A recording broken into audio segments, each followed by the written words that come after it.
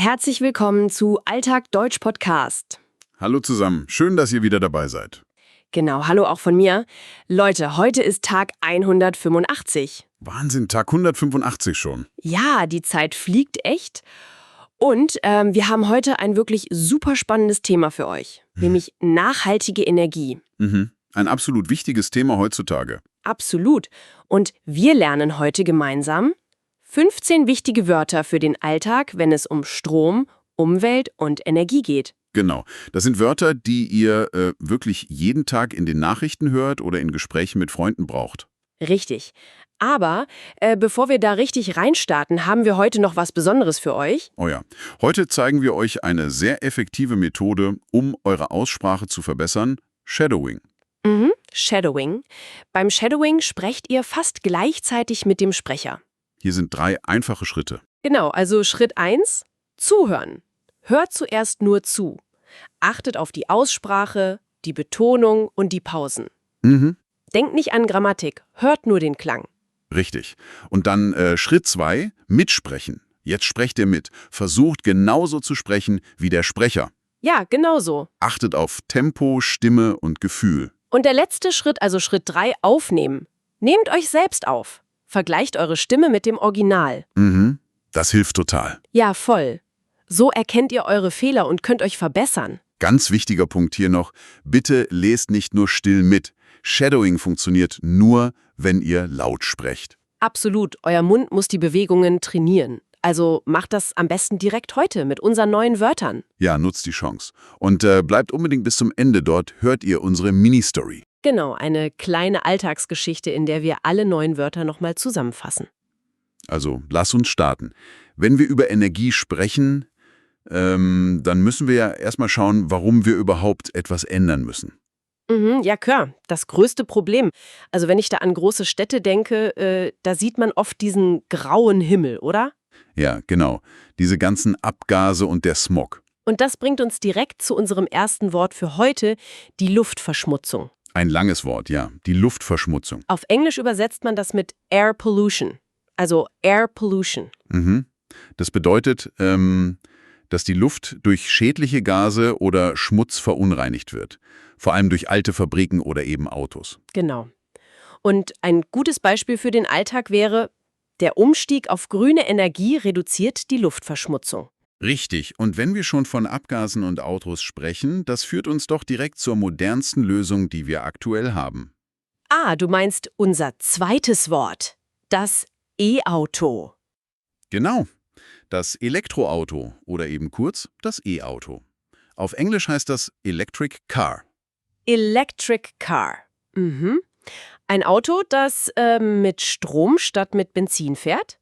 Ganz genau. Aber da muss ich mal kritisch nachfragen. Also, sind E-Autos wirklich die perfekte Lösung für alles? Naja, das ist halt die große Frage. Sie sind sauber auf der Straße? Ja. Sie machen keine Abgase direkt beim Fahren. Aber man kann ja nicht einfach Millionen E-Autos kaufen, ohne die Straßen und das Stromnetz anzupassen. Die brauchen ja extrem viel Strom zum Laden. Absolut. Und da sind wir bei unserem dritten Wort, die Infrastruktur. Die Infrastruktur. Auf Englisch heißt das Infrastructure. Ein sehr ähnliches Wort eigentlich. Ja, fast gleich. Das ist quasi die Gesamtheit aller technischen Anlagen. Also Stromnetze, Ladestationen, Leitungen im Boden. Alles, was wir brauchen, damit das System überhaupt funktioniert. Richtig. Und all diese neuen Autos belasten diese Infrastruktur enorm, weil sie so viel Strom brauchen. Und das ist unser viertes Wort. Der Verbrauch. Der Verbrauch. Das ist die Menge an Energie, die wir nutzen. Auf Englisch sagt man da Consumption. Consumption, genau. Ein Beispielsatz wäre, der enorme Verbrauch von E-Autos zwingt uns, die elektrische Infrastruktur massiv auszubauen. Das macht Sinn. Und weißt du, es ist ja nicht nur der Verbrauch von Autos. Denk mal an diese ganzen modernen Computersysteme oder künstliche Intelligenz. Oh ja, Wahnsinn. Der Verbrauch da ist gigantisch. Und da frage ich mich, woher kommt dieser ganze Strom überhaupt? Ja, das ist der kritische Punkt. Er kommt oft noch aus alten Anlagen. Und das ist unser fünftes Wort, das Kraftwerk. Das Kraftwerk, auf Englisch heißt das Power Plant. Genau. Eine riesige Anlage, die Strom für uns alle erzeugt. Und das Problem ist, wenn der viele Strom für unsere sauberen E-Autos aus einem alten Kohlekraftwerk kommt, dann haben wir eigentlich nichts gewonnen, oder? Richtig. Dann stoßen wir die Abgase nur woanders aus. Wir haben die Luftverschmutzung nicht beendet, wir haben sie nur verschoben. Tja, also müssen wir definitiv aktiv werden. Wir müssen Dinge verändern. Absolut. Und aktiv werden bedeutet Aktionen. Das bringt uns zu unseren Verben. Und ganz wichtig für euch beim Deutschlernen: Wenn wir über Dinge sprechen, die passiert sind, brauchen wir im Alltag fast immer das Perfekt. Genau. Deswegen sagen wir euch heute bei jedem Verb immer direkt die Perfektform dazu. Das ist super wichtig. Also starten wir mit unserem ersten Verb. Wort Nummer 6. Wenn die alten Kraftwerke schlecht sind, müssen wir den Strom neu herstellen. Das Wort ist erzeugen. Erzeugen. Auf Englisch bedeutet das to generate oder to produce. Genau. Und die Perfektform ist hat erzeugt. Hat erzeugt. Also ein Beispielsatz. Gestern hat das neue Windrad extrem viel Strom erzeugt. Sehr gut. Strom neu herstellen. Aber wenn der Strom einmal da ist beim Windrad, muss er ja zu den Menschen in die Stadt. Und das ist Wort Nummer 7, versorgen. Versorgen. Auf Englisch heißt das to supply. Richtig. Die Perfektform ist hat versorgt. Es bedeutet, Menschen oder eine Stadt zuverlässig mit Energie zu beliefern. Also zum Beispiel? Die großen Solaranlagen haben heute die ganze Stadt mit sauberem Strom versorgt. Genauso. Aber das alte System reicht dafür einfach nicht mehr. Wenn der Strom jetzt von ganz vielen verschiedenen Orten kommt, von Windrädern und Solardächern. Ja, dann müssen wir die Netze vergrößern, wir müssen sie weiterentwickeln. Exakt. Und das ist unser 8. Wort, ausbauen. Ausbauen. Auf Englisch to expand oder to extend. Die Perfektform davon ist hat ausgebaut. Hat ausgebaut. Man kann sich das wie eine Straße vorstellen, die eine neue Spur bekommt. Ein Beispielsatz: Die Stadt hat in den letzten Jahren das Stromnetz stark ausgebaut, um alle E-Autos zu versorgen. Das ist ein fließender Übergang. Wir bauen aus, weil wir das System komplett wechseln müssen. Ja, und dieser komplette Wechsel, das ist unser 9. Wort, umstellen. Umstellen. Auf Englisch sagt man to switch over. Und im Perfekt heißt es hat umgestellt. Genau, wenn wir ein altes System verlassen und komplett zu einem neuen wechseln. Also zum Beispiel, der gesamte Verkehrssektor hat sich in den letzten Jahren auf Elektromobilität umgestellt. Sehr schöner Satz. Aber, weißt du, bei all der neuen Technik, da gibt es eigentlich noch eine viel einfachere Lösung. Oh, was meinst du? Naja, die allerbeste Energie ist doch eigentlich die, die wir gar nicht erst brauchen. Ah, stimmt. Wenn wir einfach weniger nutzen. Das bringt uns zu Wort Nummer 10. Und das ist etwas Negatives, das wir vermeiden sollten. Verschwenden. Verschwenden. Auf Englisch heißt das to waste. To waste, genau. Die Perfektform lautet hat verschwendet. Es bedeutet, Energie sinnlos und ohne guten Grund zu verbrauchen. Wenn im Winter das Fenster auf ist und die Heizung an ist. Oh ja, das ist schlimm. Ein Beispielsatz. In der Vergangenheit hat man im Alltag einfach viel zu viel Strom verschwendet. Das darf uns in Zukunft nicht mehr passieren. Richtig. Und hey, kleine Unterbrechung an dieser Stelle. Wenn euch unser Podcast beim Deutschlernen hilft, dann abonniert gern unseren Kanal und gebt uns einen Daumen nach oben. Oh ja, darüber freuen wir uns wirklich sehr. Unterstützt uns gerne. Also, wir wissen jetzt, was die Probleme sind und welche Aktionen wir machen müssen. Wir müssen ausbauen, umstellen und aufhören, Energie zu verschwenden. Genau. Aber wie sieht denn dann eigentlich dieses perfekte neue System der Zukunft aus? Ja, gute Frage. Welche Eigenschaften muss dieses System haben, damit es dauerhaft funktioniert? Eigenschaften beschreiben wir im Deutschen ja mit Adjektiven. Und das ist unser 3. großes Thema heute. Super. Dann starten wir mit Wort Nummer 11. Das ist vielleicht das wichtigste Wort heute überhaupt. Nachhaltig. Nachhaltig. Ein sehr starkes Wort. Auf Englisch übersetzen wir das mit sustainable. Sustainable. Das bedeutet, dass wir nur so viel nehmen, wie sich auch wieder erholen kann. Ressourcen bleiben für die Zukunft erhalten. Genau. Wenn man einen Baum fällt, pflanzt man einen neuen. Das ist nachhaltig. Richtig. Ein Beispielsatz wäre: Wir müssen alle lernen, im Alltag viel nachhaltiger zu leben. Absolut. Aber da gibt es oft Diskussionen, weil viele Leute sagen, dass diese nachhaltigen Lösungen extrem teuer sind. Oh ja, das hört man oft. Wer soll das bezahlen, heißt es dann. Genau.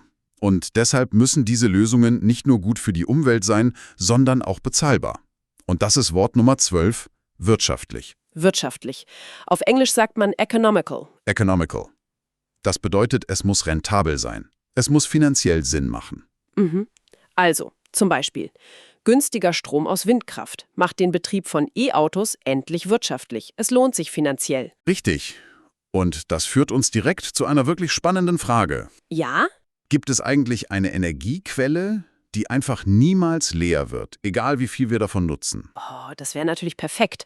Und ja, das gibt es. Und dafür haben wir unser 13. Wort unerschöpflich. Unerschöpflich. Ein tolles deutsches Wort. Auf Englisch heißt es inexhaustible. Inexhaustible, genau.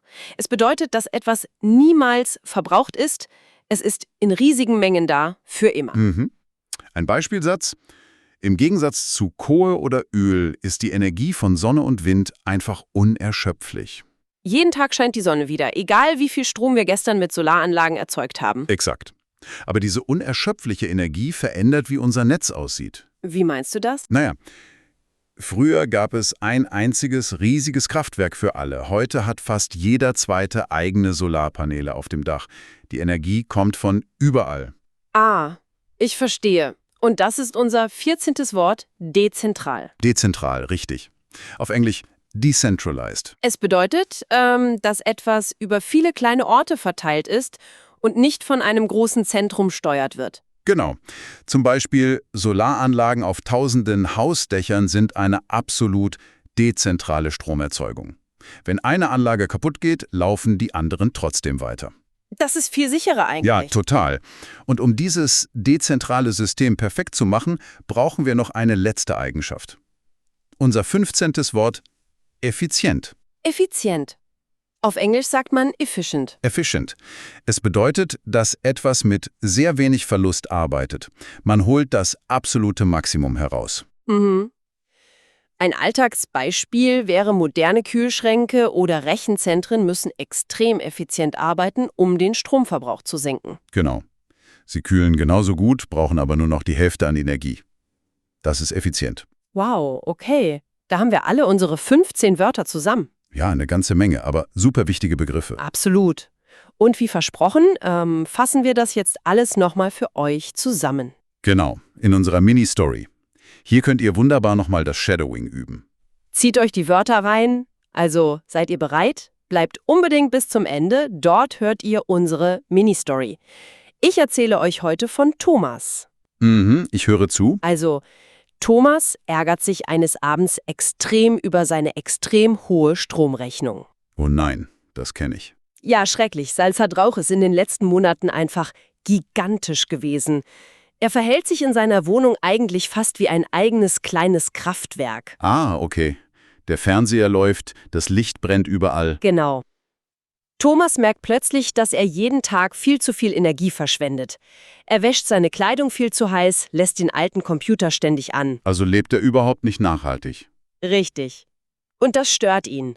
Genauso sehr stört ihn auch die starke Luftverschmutzung in seiner Straße, weil dort ständig alte Autos im Stau stehen. Tja, da muss er wohl aktiv werden. Macht er auch. Er beginnt, sein komplettes Leben umzustellen. Sehr gut. Was macht er als erstes? Als erstes verkauft er sein altes Auto und kauft sich ein gebrauchtes E-Auto. Oh, krass.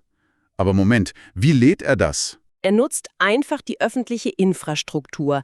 Er hat Glück, direkt an seiner Straße wurde eine neue Ladesäule gebaut. Ah, perfekt. Ja, aber dann entscheidet er sich, noch einen Schritt weiter zu gehen. Er möchte ab jetzt seinen eigenen Strom erzeugen. Echt? Wie das? Auf einem kleinen Balkon. Genau. Er kauft sich so ein kleines Solar-Balkonkraftwerk.